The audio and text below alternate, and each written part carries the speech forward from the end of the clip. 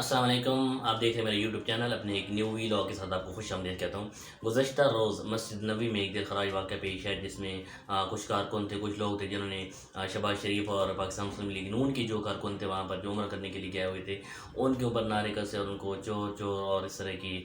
جو آوازیں جو لگائیں، جو کہ بالکل نامناسب ہے اور اسلام اس کی قطعاً اجازت نہیں دیتا۔ ہمیں اس چیز کو بالکل بھی پروموٹ نہیں کرنا چاہیے، بلکہ اس کی پر زور مذمت کرنی چاہیے، اور پاکستان تحریک انصاف کو بھی چاہیے کہ وہ اس طرح کی چیزوں کے اوپر ایکشن اس کو ضرور لینا چاہیے۔ اس سے پہلے بھی یہ چیزیں ہوتی رہی ہیں اور ایسا بالکل بھی نہیں ہونا چاہیے۔ کم از کم اسلام کو جو ہے وہ اس تمام سے باہر ہونا چاہیے۔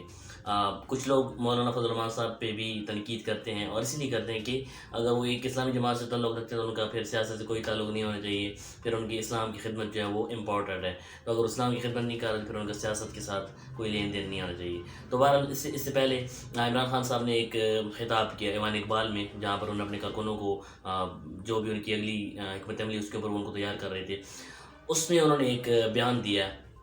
کہ جس طرح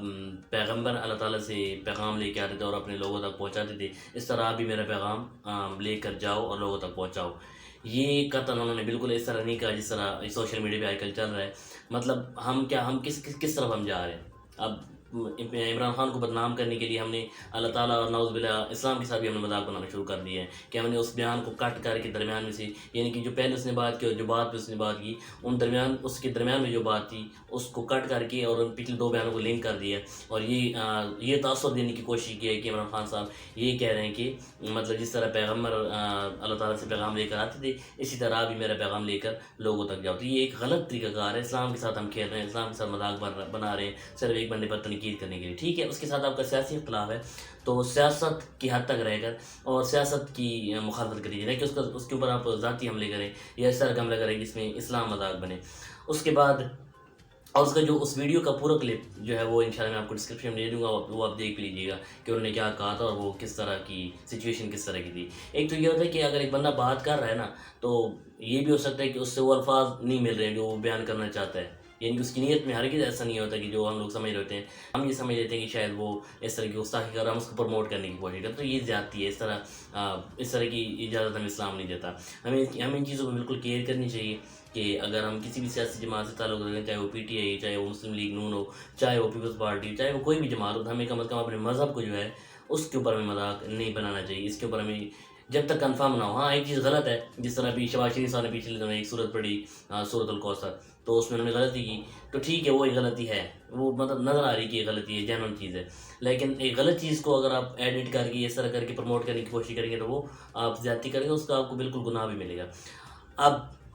اس کے بعد کیا ہوا، پارلیمنٹ میں اجلاس میں ایک خاتون ہے پیپلز پارٹی کی، انہوں نے ایک تقریر کی کہ جب اذان کی آواز آتی ہے ہم پارلیمنٹ لارجز میں تو ہمیں یہ لگتا ہے کہ یہ چپ ہو جائے اور ہم مطلب اریٹیٹ ہو رہے ہوتے ہیں۔ تو اب وہ ایک آدھا کلپ تھا، اس کو شیئر کر دیا گیا، اس کے اوپر اس کو جناب وہ وائرل کیا کہ جی یہ خاتون اس طرح کہہ رہی ہیں۔ تو جب ان کا پورا کلپ سنا گیا تو اس میں جو بات تھی وہ بھی اس قابل نہیں ہے کہ اس کو ڈیفینڈ کیجیے، لیکن کم از کم ان کی بات جو ہے وہ ویلڈ تھی کسی حد تک، کہ کسی حد تک کہہ سکتے ہیں کہ ان کا یہ کہنا تھا، وہ اپنی بات کو صحیح طرح سے پہنچا نہیں پائی یہاں تک۔ ان کا یہ کہنا تھا کہ چونکہ پارلیمنٹ لارجز میں ہم رہتے ہیں تو ہر کسی کی خواہش ہوتی ہے کہ جو مؤذن ہو وہ خوش الآواز ہو، اور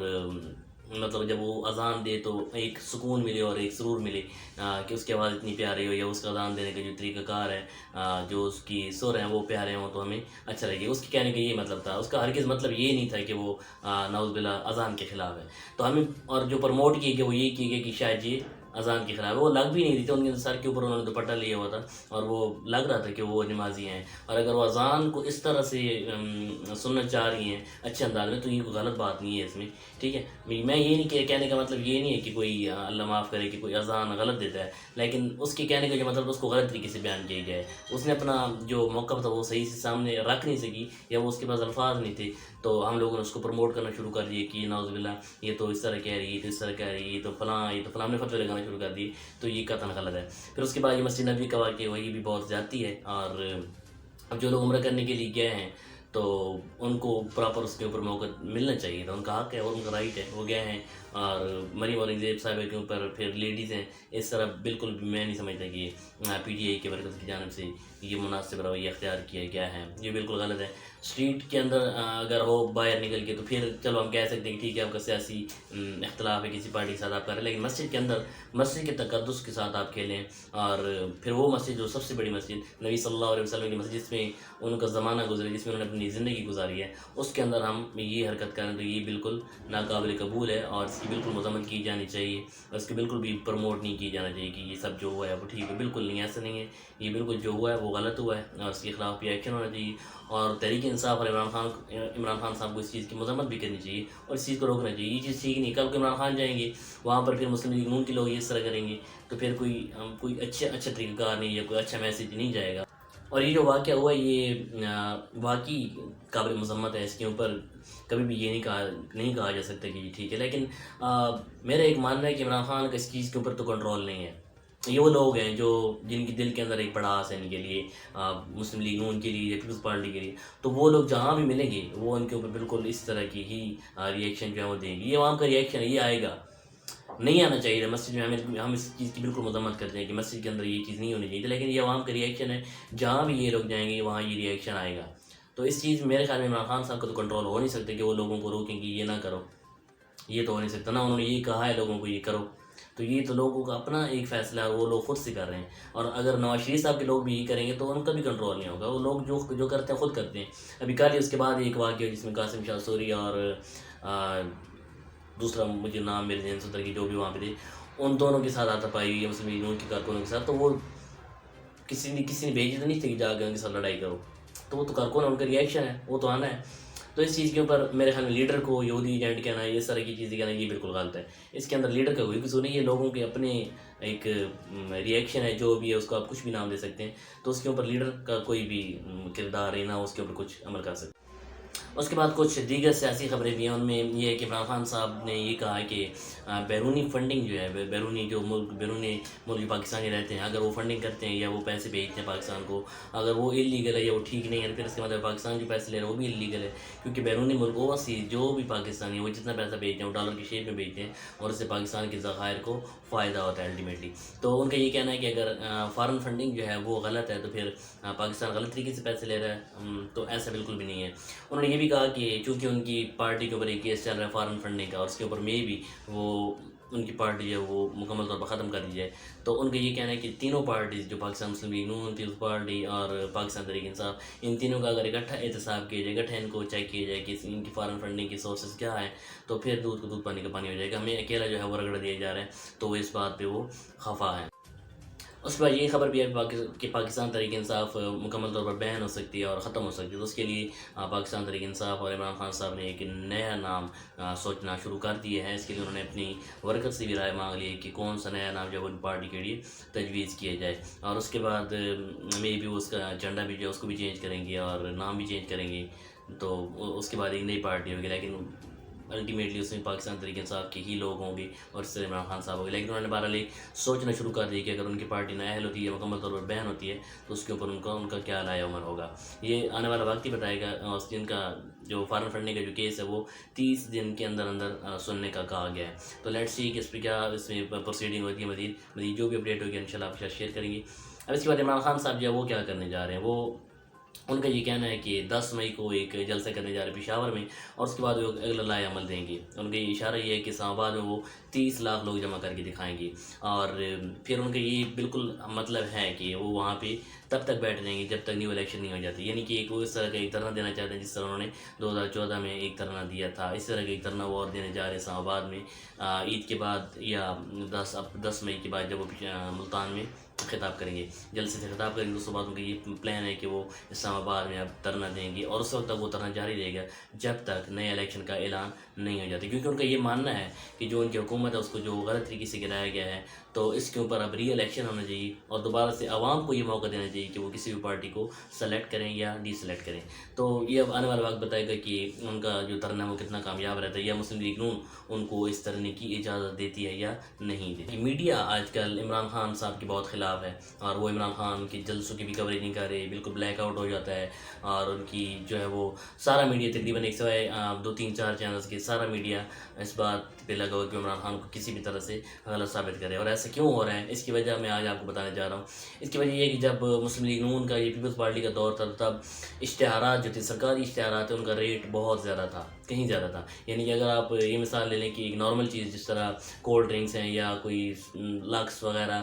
اس طرح کی چیز, ان کا اگر ریٹ 100 روپے تھا تو ایک سرکاری اشتہار کا ریٹ 1000 روپے تھا. ٹھیک ہے, تو یہ ایک ریٹ بہت زیادہ بہت بڑا ریٹ تھا جس کے اوپر عمران خان صاحب کو بالکل انہوں نے اس چیز کو ختم کرنے کی کوشش کی اور اس کے بعد انہوں نے ختم کیا اور پھر اس کے اندر بہت زیادہ لوگ بٹھائے گئے اور یہ کوشش کی کہ کس ریٹ کو کم نہیں کیا جائے, لیکن عمران خان صاحب نے کوشش کر کے اس کو 50% تک لیس کر دیا, جو بالکل بھی کسی بھی چینل کو یہ چیز پسند نہیں تھی کہ اس طرح کے جو ریٹ جو ہے وہ کم کی جائیں, تو ظاہر سی بات ہے چینل کو نقصان ہوتا ہے. دوسری بات یہ ہے کہ سرکاری اشتہارات ملنا کسی حد تک تقریباً بند ہو چکے تھے. یعنی کہ گزشتہ اگر 3.5 سالوں کی نکالا جائے, ایوریج نکالی جائے تو بہت کم ہمیں ایسا دیکھنے کو ملا ہے کہ اشتہارات سرکاری اشتہارات جو ہے وہ پنجاب کی صورت میں یا پاکستان کی جو وفاق کی جو اشتہارات ہے وہ چلائے گیا. ہم نے نہیں دیکھا, بہت کم دیکھا کہ کوئی سرکاری اشتہار چلا ہو. ایون کہ ایک بہت بڑا صحت کارڈ کا انیشیٹو جو عمران خان صاحب نے لیا تھا اس کا بھی کوئی اشتہار ہم نے کم از کم ٹی وی کے اوپر نہیں دیکھا. ایون پی ایس ایل کے اندر انہوں نے ایک پرومو لگایا ہوا تھا, وہ دکھایا ہوا تھا اور کمیٹیٹر جو تھا وہ بتا دیتا تھا. بہرحال اس کے اوپر کوئی ان کا ایکسپینس نہیں تھا اشتہار دینے کا. تو یہ ایک بڑی اچھی چیز تھی عوام کے لیے اور پاکستان کے لیے کہ پاکستان کی جو عوام کا پیسہ, جو خزانے کا پیسہ ہے وہ کم از کم ان اشتہاروں کے اوپر خارج نہیں کیا گیا. اور الٹیمیٹلی جب اشتہار چینل کو ملتا ہے تو چینل کو اس کے پیسے ملتے ہیں اور اس سے کماتا ہے تو وہ اسی حکومت کی گن گاتا ہے. تو یہ بات تو بالکل طے ہے. اور اس لیے جب عمران خان صاحب کو دور آیا تو اس میں میڈیا کی جو لوگ ہیں ان کے اوپر کافی پریشانیاں آئی ہیں کیونکہ ان کی سیلریز کے بھی مسئلے بنتے ہیں, ان کو سیلری لیٹ بھی ملتی ہیں اسی وجہ سے کیونکہ ان کے پاس فنڈز نہیں ہوتے. تو یہ عوام کے لیے ایک اچھا انیشیٹو تھا کیونکہ پاکستان کی خزانے کے اوپر سے بوجھ کم ہوا ہے, لیکن جو میڈیا ہے اس کے لیے یہ مسائل پیدا ہوئی ہیں. تو کوئی بھی چینل جو ہے وہ اس وقت عمران خان کے لیے اسی وجہ سے بہت زیادہ چینل جو ہے وہ خلاف ہو چکے ہیں. ایون کہ 2011 میں جب عمران خان صاحب پروموٹ ہوئی تو تب سب چینل عمران خان صاحب کے ساتھ ہے اور ان کی سپورٹ میں عمران خان صاحب کے ساتھ تھی, لیکن اب یہ کافی حد تک سپورٹ جو ہے وہ کم ہو چکی ہے. ایک اور خبر یہ ہے کہ جب عمران خان صاحب ایک جلسے سے خطاب کر رہے تھے لاہور میں, تو وہاں پر دوسری سائڈ پر لندن میں ایک پریس کانفرنس ہو رہی تھی جو کہ نواز شریف اور بلاول بھٹو کے درمیان جاری تھی اور اس کو صرف ایک چینل دکھا رہا تھا اور وہ تھا 24 نیوز. 24 نیوز جو ہے وہ نواز شریف اور بلاول بھٹو کی پریس کانفرنس کو لائیو دکھا رہا تھا, جبکہ باقی تمام چینل عمران خان صاحب کی لاہور والے جلسے کی کور کر رہے تھے. آپ اندازہ لگائیں کہ تقریباً تمام سوشل میڈیا بشمول فیس بک ہے, ٹویٹر ہے, یوٹیوب ہے, اس کے علاوہ ٹی وی چینل جو بھی دکھا رہے تھے, تو وہ 90 لاکھ کی تعداد تقریباً تھی جو کہ اس وقت جلسے کو لائیو دیکھ رہے تھے سوشل میڈیا پر. میں ان لوگوں کی بات نہیں کر رہا جو گراؤنڈ پہ موجود تھے, میں ان لوگوں کی بات کر رہا ہوں جو لائیو آن لائن کسی بھی طرح سے دیکھ رہے تھے. تو وہ 90 لاکھ وہ تعداد تھی اور 500 لوگ وہ لوگ تھے جو کہ اس وقت 24 نیوز کو دیکھ رہے تھے. تو آپ پھر خود اندازہ لگا لیں کہ 90 لاکھ کے در اور 500 کے در, یعنی کہ ایک لیڈر لاہور میں خطاب کر رہے اور 2 لیڈر جو ہے وہ لندن سے براہ راست پریس کانفرنس کر رہے ہیں. 500 لوگ ایک طرف دیکھ رہے ہیں اور 90 لاکھ لوگ ایک طرف دیکھ رہے ہیں. تو آپ اس کو کمپیئر کر سکتے ہیں اور اس کے بعد اپنا فیصلہ بھی کر سکتے ہیں. مریم نواز صاحبہ نے عمرے کے لیے جانا تھا اور انہوں نے اپنا پاسپورٹ جو ہے وہ مانگا تھا عدالت سے. عدالت نے ان کا پاسپورٹ ضبط کیا ہوا ہے کیونکہ ان کے اوپر کیسز ہے ڈفرینٹ قسم کے, تو عدالت نے ان کا پاسپورٹ جو ہے وہ ضبط کر لیا ہے. اب انہوں نے پاسپورٹ واپس لینے کے لیے درخواست دائر کی جس کے اوپر ایک دن میں لاہور ہائی کورٹ نے 4 بینچز بنائے اور وہ چاروں ٹوٹ گئے. ان بینچز کے بنانے کا مطلب یہ تھا کہ اس کیس کی سنوائی کریں اور اس کے اوپر وہ ریمارکس دیں اور اپنا فیصلہ دیں تاکہ جلد سے جلد مریم نواز کو اپنا پاسپورٹ مل سکے اور وہ عمر کی ادائیگی کے لیے جا سکے. لیکن chief justice of Lahore high court انہوں نے ایک بینچ بنایا, وہ ٹوٹ گیا. دوسرا بنایا, وہ بھی ٹوٹ گیا. پھر تیسرا بنایا, وہ بینچ بھی ٹوٹ گیا. اور چوتھا بینچ بنانے سے قبل یا بنانے کے بعد ہی مسلم لیگ نون نے یہ فیصلہ کیا کہ ہم اس کیس کو واپس لیتے ہیں اور پہلے ہم اس کو تھوڑا سا ریسیٹ کر لیتے ہیں کہ کرنا کیا ہے, کس طریقے سے آنا ہے. تو جسٹس باقر نجفی صاحب جو ہیں وہ اس بینچ میں موجود رہے, لیکن ان کے ساتھ جو بھی دوسرا کوئی جج لگایا جاتا تو وہ اس کیس کو سننے سے انکار کر دیتے, کیونکہ آپ اندازہ لگا سکتے ہیں کتنا زیادہ پریشر تھا ان تمام ججز کے اوپر کہ اس طرح کے کیس سننے سے وہ انکار ہی رہے ہیں. کہ اور وہ اس طرح کی ان کو بھی پتہ ہے کہ جب اس طرح کا کوئی فیصلہ دیں گے کہ عوام کا ریئیکشن کیا آتا ہے، اس لیے انہوں نے اس کیس کو سننے سے ہی انکار کر دیا۔ تو ایک دن میں 4 بینچز بنتے ہیں اور ٹوٹتے ہیں، لیکن رفیق عباسی صاحب ہیں پاکستان عوامی تحریک کے، انہوں نے یہ ٹویٹ کیا، انہوں نے یہ بتایا کہ لاہور ہائی کورٹ نے سپریم کورٹ نے ہائی کورٹ کو یہ کہا ہوا تھا کہ 90 دن کے اندر GIT فیصلہ کرے گی ماڈل ٹاؤن کا، جس میں بچے بھی شہید ہوئے تھے اور حاملہ عورتوں کو بھی منہ میں گولیاں ماری گئی تھی، ان کا بھی فیصلہ ہونا تھا۔ تو ان کا سپریم کورٹ نے ہائی کورٹ کو کہا ہوا تھا کہ 90 دن کے اندر اس کا فیصلہ سنانا، لیکن آج 890 دن ہو چکے ہیں اور اس کا فیصلہ نہیں ہوا۔ ان کا یہ کہنا تھا کہ عدالتیں وہ طاقتور لوگوں کے لیے کچھ اور فیصلے کرتی ہیں اور جو غریب یا مظلوم ہیں ان کے لیے کچھ اور فیصلے کرتی ہیں۔ اس کے بعد بات کر لیتے ہیں لوڈ شیڈنگ کی۔ بہت بری طرح جو ہے لوڈ شیڈنگ اس وقت پورے ملک میں جاری، پورے ملک اس وقت لوڈ شیڈنگ کی زد میں ہے۔ پچھلے رمضان کا ایک ٹویٹ حماد آزاد جو پاکستان تحریک انصاف کی طرف سے وزیر خزانہ بھی رہے ہیں، انہوں نے ایک ٹویٹ کیا ہے پچھلے رمضان میں کہ ہم نے، بلکہ اس کو ایک کوٹ کیا ہے کہ ہم نے پچھلے رمضان میں سیر اور افطار کے ٹائم پہ کوئی لوڈ شیڈنگ نہیں کی، اور اس کے علاوہ بھی لوڈ شیڈنگ میں کافی کمی رہی تھی۔ رمضان میں انہوں نے لوڈ شیڈنگ PTI کی حکومت میں بالکل بھی نہیں ہوئی تھی، لیکن اس دفعہ پاکستان مسلم لیگ نون کی حکومت ہے اور لوڈ شیڈنگ کی ایک بدترین صورتحال یہاں پر پیدا ہو چکی ہے۔ ایون کہ بجلی کا جو یونٹ ہے وہ بھی حکومت میں آنے کے بعد شہباز شریف صاحب نے 5 روپے بڑھایا اور اس کے بعد پھر 3 دن کے بعد 3 روپے پھر بڑھا دیا، تو 8 روپے تقریباً انہوں نے یونٹ کا ریٹ جو ہے وہ بڑھا دیا ہے۔ یہ تو اب جب بل آئیں گے تب پتہ چلے گا کہ کتنا زیادہ ریٹ جو ہے وہ ہائی ہو چکا ہے بجلی کا۔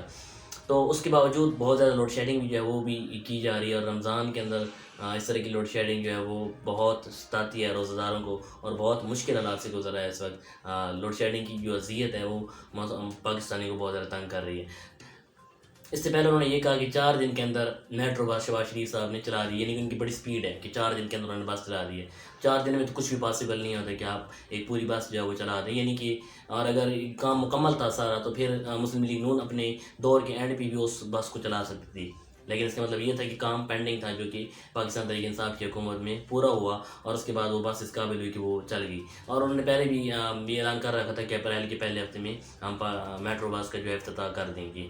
تو اس بات کا کریڈٹ لینا کہ جی 4 دن کے اندر میٹرو چلا دی، تو 4 دن کے اندر میٹرو چلا دی تو بجلی کی قیمتیں کیوں اوپر جا رہی ہیں اور پیٹرول کی شارٹیج کیوں ہے، ڈیزل کی شارٹیج کیوں ہے؟ تو اس طرح کی جو یہ مہنگائی ہے وہ بھی کنٹرول نہیں ہو رہی، تو وہاں پہ بھی یہی سپیڈ شہباز شریف صاحب کو دکھانی چاہیے، کیونکہ اس چیز کا انہوں نے وعدہ کر کے عدم اعتماد لے کے آئے کہ مہنگائی مکاؤ۔ عوامی مارچ جو انہوں نے کیا وہ انہوں نے اسی چیز کے نام پر کیا تھا کہ ہم عوام کے اوپر سے جو برڈن ہے اس کو کم کریں گے اور عوام کو بالکل ایک ریلیف دیں گے۔ تو اب ان کو یہ چیزیں بالکل بھولنی نہیں چاہیے اور ان چیزوں کے اوپر کنٹرول کرنا چاہیے۔ ایک اور مزے کی خبر ہے یہاں پر، شہباز شریف صاحب ہے ان کا وزیر اعظم پاکستان، ان کا یہ کہنا ہے کہ کسی بھی صورت میں ہم امریکہ سے دشمنی مول نہیں لے سکتے۔ اچھی بات ہے، کون یہ کہتا ہے کہ امریکہ سے دشمنی ہم کریں؟ عمران خان نے یہ کبھی بھی نہیں کہا کہ امریکہ سے ہم دشمنی کریں گے، یہ دشمنی کرنا چاہتے ہیں، بلکہ ان کا ہمیشہ سے یہی کہنا ہے کہ ہم ان سے دوستی کریں گے لیکن ہم ان کی غلامی نہیں کریں گے۔ تو یہ دونوں چیزیں جو ہے یہ ڈفرینٹ ہے، دوستی کرنا اور غلامی کرنا اس میں فرق ہے۔ کچھ لوگوں کا یہ کہنا ہے کہ عمران خان صاحب اس وقت کیوں نہیں بھیجے جب فرانس کے سفیر کو نکالنے کی بات تھی۔ اب سنیں ذرا، فرانس کے سفیر کا جو معاملہ ہے وہ اور یہ امریکہ کی جو غلامی، اس میں فرق ہے۔ ہوتا کیا ہے کہ پاکستان کا سفیر صرف ایک ملک میں نہیں، اور وہ اسرائیل، اس کو پاکستان تسلیم نہیں کرتا، ان سے پاکستان کے کوئی تعلقات نہیں ہے، نہ پاکستان وہاں سے کوئی ایکسپورٹ امپورٹ کرتا ہے، اس کے ساتھ ہمارے کوئی تعلق نہیں ہے۔ تو یہ بات ہے کہ جس ملک کے ساتھ آپ کے تعلقات نہیں ہیں اس کا سفیر بھی آپ کے پاس نہیں ہے، نہ ان کا سفیر ہمارے پاس ہے، نہ پاکستان کا سفیر ان کے پاس ہے۔ امریکہ کے ساتھ تعلقات ہمارے ٹھیک ہیں، یعنی کہ تعلقات ہیں، وہاں پر ان کا سفیر بھی موجود ہے، ہمارا سفیر ان کے پاس موجود ہے، ان کے ساتھ تعلقات تو ہیں، ایکسپورٹ امپورٹ بھی ہیں، تو تعلقات تو نہیں توڑے ہیں۔ عمران خان نے یہ کبھی بھی نہیں کہا کہ ان کے ساتھ تعلقات توڑ دو، بلکہ یہ کہا کہ ان کے ہم غلامی نہیں کریں گے، ٹھیک ہے۔ اب فرانس کا جو مسئلہ تھا اس میں جو TLP تھی اس کا یہ موقف تھا کہ فرانس کے سفیر کو نکالا جائے، ایون کہ سفیر نے تو گستاخی نہیں کی، گستاخی تو کی ہے کسی اور نے، یا چلو یہ کہہ دیتے ہیں کہ میکرون نے کی تھی، ان کی صدر نے کی تھی۔ سفیر نکالنے کا مطلب یہ تھا کہ آپ تعلقات توڑ رہے ہیں، اور تعلقات توڑنے کا مطلب یہ ہے کہ آپ امپورٹ اور ایکسپورٹ بند کر رہے ہیں۔ تو تعلقات توڑنے اور غلامی کرنے میں فرق ہے۔ عمران خان نے یہ کبھی بھی نہیں کہا کہ فرانس کی غلامی کریں گے، یہ نہیں کریں گے، یہ کبھی نہیں کہا۔ نہ انہوں نے یہ کہا کہ امریکہ سے تعلقات توڑ دو، وہاں سے اپنا سفیر واپس بلا لو، یہ انہوں نے کبھی بھی نہیں کہا، بلکہ انہوں نے ہمیشہ یہ کہا کہ ان کی ہم غلامی نہیں کریں گے۔ تو غلامی کرنے میں اور تعلقات توڑنے میں فرق ہے۔ انڈیا ہمارا دشمن ملک ہے، لیکن وہاں پر بھی ہمارے سفیر موجود ہیں، ان کا سفیر یہاں پر موجود ہے، ہماری ان کے ساتھ ایکسپورٹ امپورٹ ہوتی ہے، ٹریڈ ہوتا ہے باقاعدہ۔ تو تعلقات ختم کرنا اور غلامی کرنا یہ دونوں ڈفرینٹ چیزیں ہیں، ان کو ایک دوسرے کے اندر آپ شامل کر کے تو یہ ثابت نہیں کر سکتے کہ آپ نے فرانس کے ٹائم پہ تو یہ کہا تھا اور ابھی آپ نے جب آپ کی کرسی کی باری پہ آپ نے یہ کہا تھا، یہ بالکل دونوں الگ چیز ہے۔ تعلقات توڑنا الگ چیز ہے، تعلقات رکھنا الگ چیز ہے، اور غلامی کرنا ایک الگ چیز ہے۔ اب تک کے لیے اتنا ہی، اپنا خیال رکھیے گا اور اپنے چینل کا بھی ملتے ہیں ایک نئی ویلاگ کے ساتھ۔ اللہ حافظ۔